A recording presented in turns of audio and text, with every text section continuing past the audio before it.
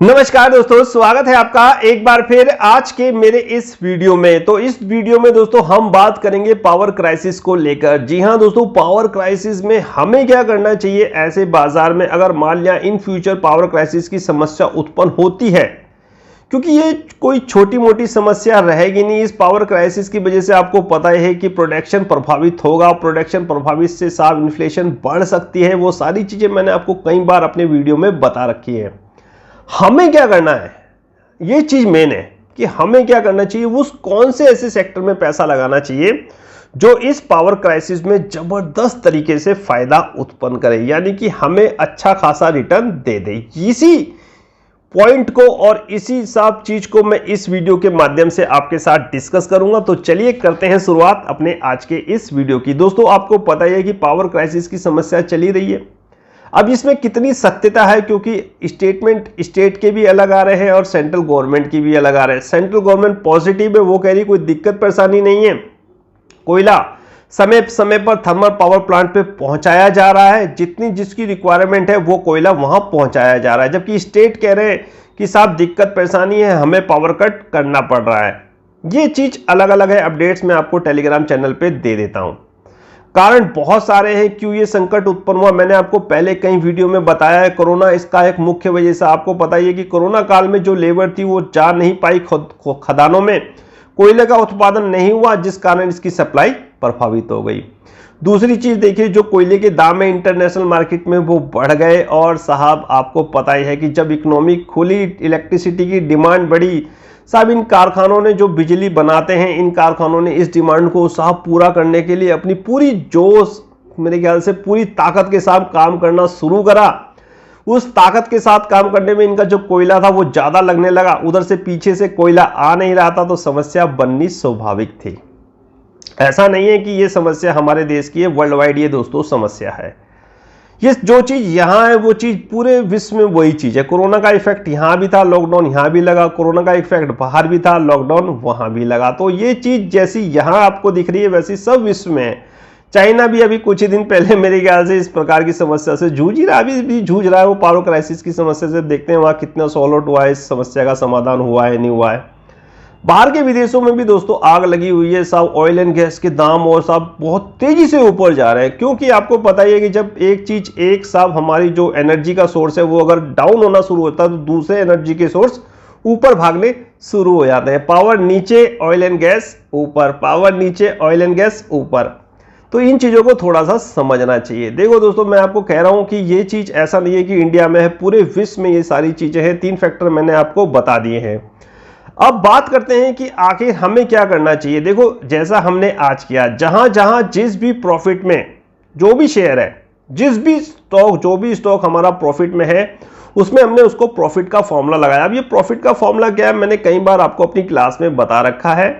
आपको समझ में अगर आ जाता है ठीक है, नहीं आता तो आप व्हाट्सएप कन्वर्सेशन में मेरे से पूछ सकते हैं, क्योंकि इसको समझाने के लिए थोड़ा सा मुझे ब्लैक बोर्ड को चाहिए, व्हाइट बोर्ड या ब्लैक बोर्ड, उसको समझाना वहां ज्यादा अच्छा रहता है। अगर मैं यहां बताऊं तो आप कहोगे सर ये कैसे हो गया, तो वो थोड़ा मजा नहीं आएगा। तो प्रॉफिट फॉर्मूला देखो, एक ऑरली अगर मैं बताऊं आपको, तो हम कोई शेयर लेते हैं, उसमें जितना पैसा हम लगाते हैं, जब हमारा टारगेट आता है तो हम वो पैसा विड्रॉ कर लेते हैं, कुछ शेयर उसमें छोड़ देते हैं। और वो मल्टीबैगर बने कहां भी जाए उससे हमारा कोई मतलब नहीं, हमारी कैपिटल हमारे पास आती है। ये कैपिटल हम लोग आने वाले समय के लिए बाजार में सुरक्षित रखते हैं कि अगर बाजार गिरेगा तो हम इस कैपिटल को यूज करेंगे। ये एक छोटा सा मैंने आपको थोड़ा सा बताया, हिंट दिया है। बाकी इसकी विस्तृत चीज कैसे प्रॉफिट फॉर्मूला लगाते हैं, कहां ये लगाया जाता है, कब लगाया जाता है, वो सारी चीजें मैं आपको अपनी क्लास में बताता रहता हूं। इसके अलावा भी बहुत सारी चीजें हैं, जैसे डिलीवरी को हम कैसे प्रॉफिट में बदलते हैं, यानी कि डिलीवरी के अगर शेयर्स हमारे पे ज्यादा क्वांटिटी के हैं तो किस तरह हम उसमें से प्रॉफिट कमाते हैं। ये सारी चीजें दोस्तों मैं अपने क्लास के माध्यम से डिस्कस करता रहता हूं। तो मेन आपको मैं बता रहा था कि अगर इस तरह की पावर क्राइसिस की समस्या होती है तो हम क्या करते हैं। हम, आपको पता ही है कि हम हमेशा इस मार्केट में दोस्तों हमेशा अलर्ट रहो।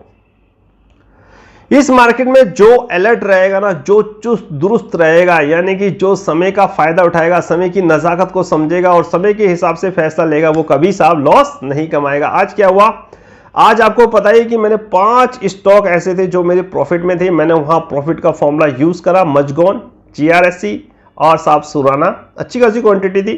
और मेरे ख्याल से यूनियन बैंक, ऐसी मेरे ख्याल से एक स्टॉक और था, टायरोन टी कंपनी थी, और पंचशील वगैरह से तो हम पहले ही निकल चुके। तो इन स्टॉक में दोस्तों मैंने इस चीज को समझा कि अगर आने वाले समय में पावर क्राइसिस हो सकता है, अगर ऐसा उम्मीद 1% मान लीजिए हो सकता है, दिक्कत परेशानी आ सकती है, पावर कट होता है, प्रोडक्शन कम होता है, इन्फ्लेशन बढ़ती है, तो ये दिक्कत परेशानी होगी बाजार के लिए, बाजार थोड़ा नीचे आ सकता है। तो मैंने उचित समझा कि इस समय प्रॉफिट का फॉर्मूला यूज करना ठीक रहेगा इन स्टॉक में जो ऊपर चले गए थे। जैसे मजगन और ठीक ठाक सा रेट हमें मिल गया था, मैं बहुत नीचे इसको बाय करा हुआ है, 200 के आसपास हमारे पास है, 200 के आसपास है, 220 250 के आसपास भी है किन लोगों के पास। GRSC हमारे पास 200 के आसपास था, 230 के आसपास हमने इसमें प्रॉफिट का फॉर्मूला लगा। सुराना हमारे पास 6-7 रुपए के आसपास है, 10,000 क्वांटिटी थी, तो अब 10 रुपए के आसपास का टारगेट था, तो डेफिनेटली इसमें प्रॉफिट का फॉर्मूला लगाना जरूरी था। ऐसे ही साहब यूनियन बैंक 40 का एक शॉर्ट टर्म टारगेट था, 36 पे हमने इसको बाय करा था, 10,000 क्वांटिटी थी, वहां इसका प्रॉफिट का फॉर्मूला यूज करा। बहुत सारे ऐसे और स्टॉक थे जहां पर हमने इसके प्रॉफिट के फॉर्मूले को यूज करके अच्छा खासा अपनी कैपिटल को रिजर्व कर लिया। आने वाले समय में इस पावर क्राइसिस को देखते हुए अगर बाजार नीचे आता है तो ये कैपिटल हमारी वहां पर यूज होगी। ये एक तरीका होता है और ये वेल डिसिप्लिन कहलाता है कि यदि बाजार में आप साफ तुरंत क्विक एक्शन ले लेते हो तो ये कैपिटल आपको अच्छा खासा रिटर्न देने का दम रखती है। अगर ये स्टॉक नीचे आते हैं तो ये कैपिटल इनको दोबारा बाय करने में हमारी मदद करेगी।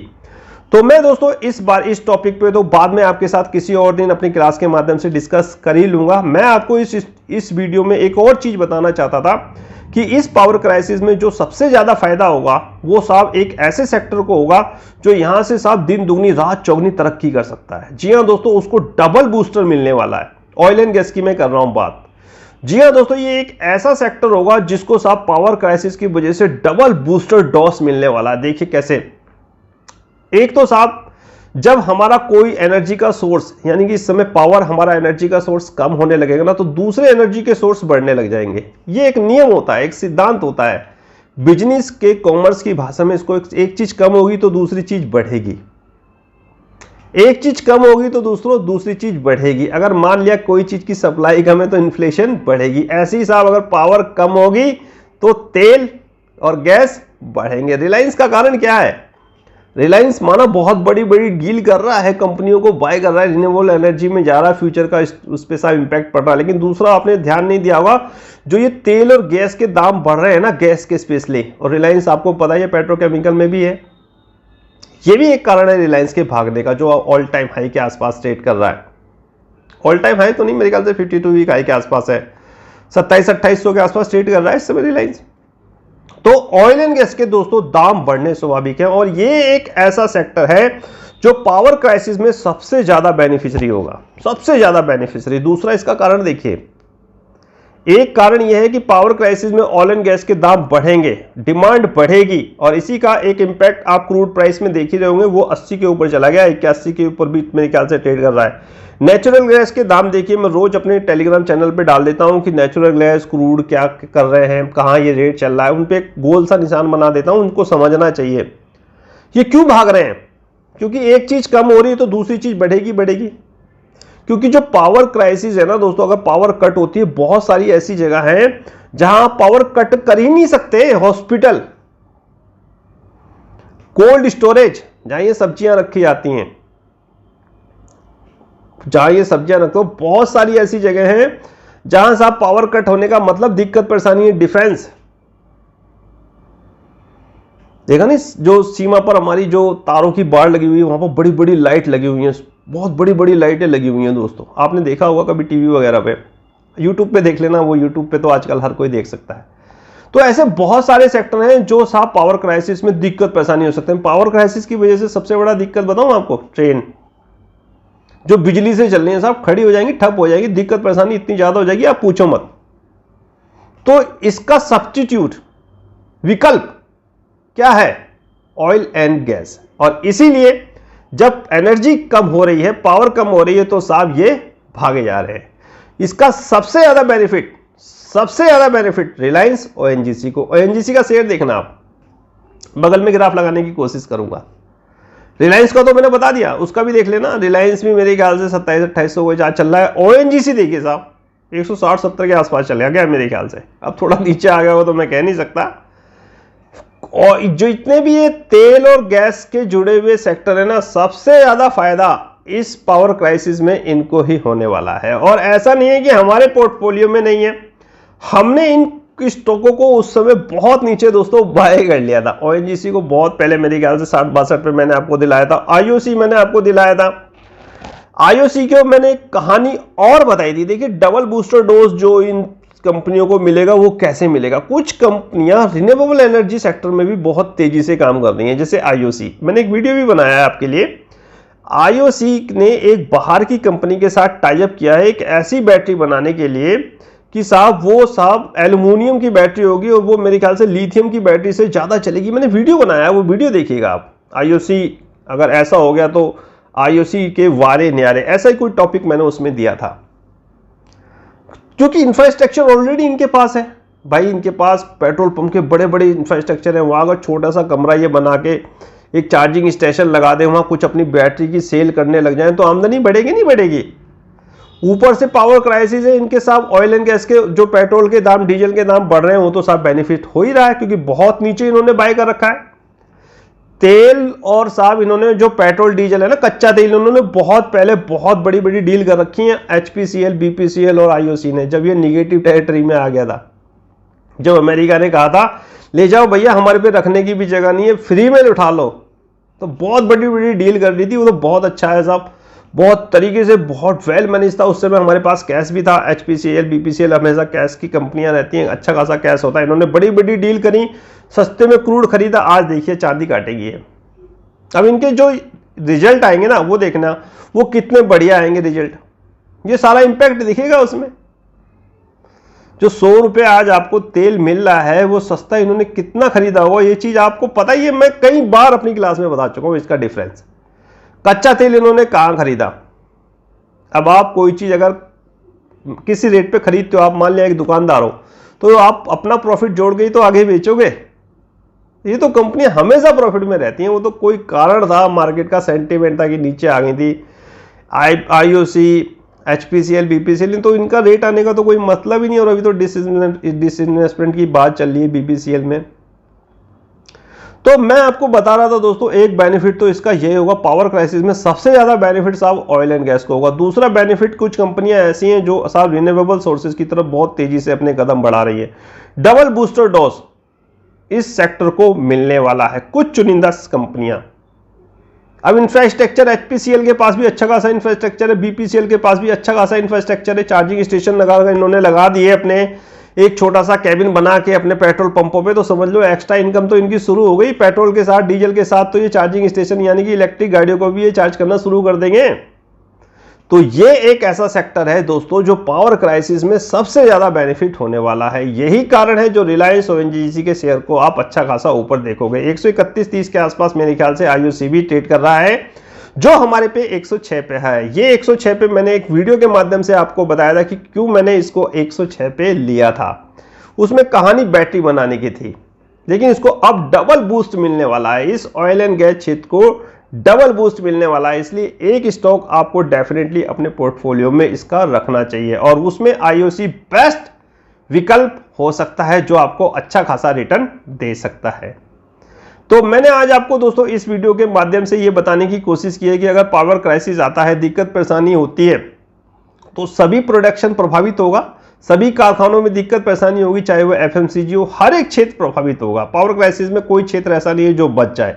रेलवे क्या हो साहब, ट्रांसपोर्ट क्या हो, हवाई जहाज क्या हो, एयरपोर्ट क्या हो साहब, सब हॉस्पिटल क्या हो, हर क्षेत्र पावर क्राइसिस में दिक्कत परेशानी आएगा। अगर किसी देश में पावर क्राइसिस होता है तो साहब हाहाकार मचना तय है। इन्फ्लेशन फिर दबा के ऊपर ऐसे भागेगी ना बहुत तेजी से कि सेंट्रल बैंक जो रिजर्व बैंक ऑफ इंडिया है उसको साहब तुरंत एक्शन लेना पड़ेगा इसको इन्फ्लेशन को कंट्रोल करने के लिए।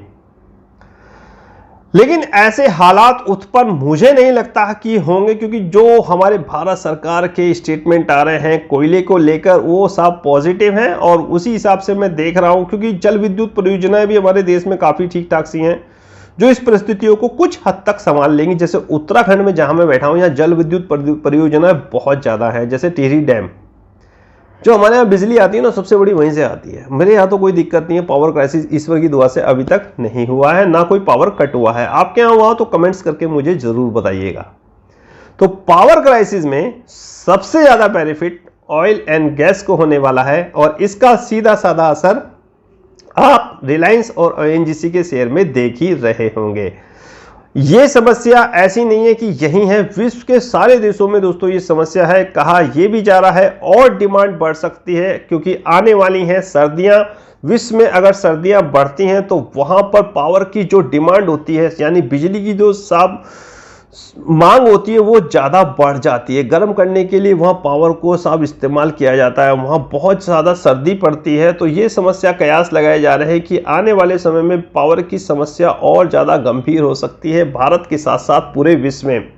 अब इसमें कितनी सत्यता है, इसमें कहाँ तक ये सफल होगी, ये सारी चीज़ें डिपेंड करती है हमारी गवर्नमेंट पर। वो कितनी तेज़ी के साथ एक्शन में ये कदम उठाती है, जैसा वो उठा ही रही है। बहुत अच्छे साहब मेरे ख्याल से डिसिप्लिन तरीके से काम चल रहा है, रेलगाड़ियां चलाई जा रही है, दबा के कोयला साहब पहुंचाया जा रहा है, मैंने आपको बताया है टेलीग्राम चैनल पे।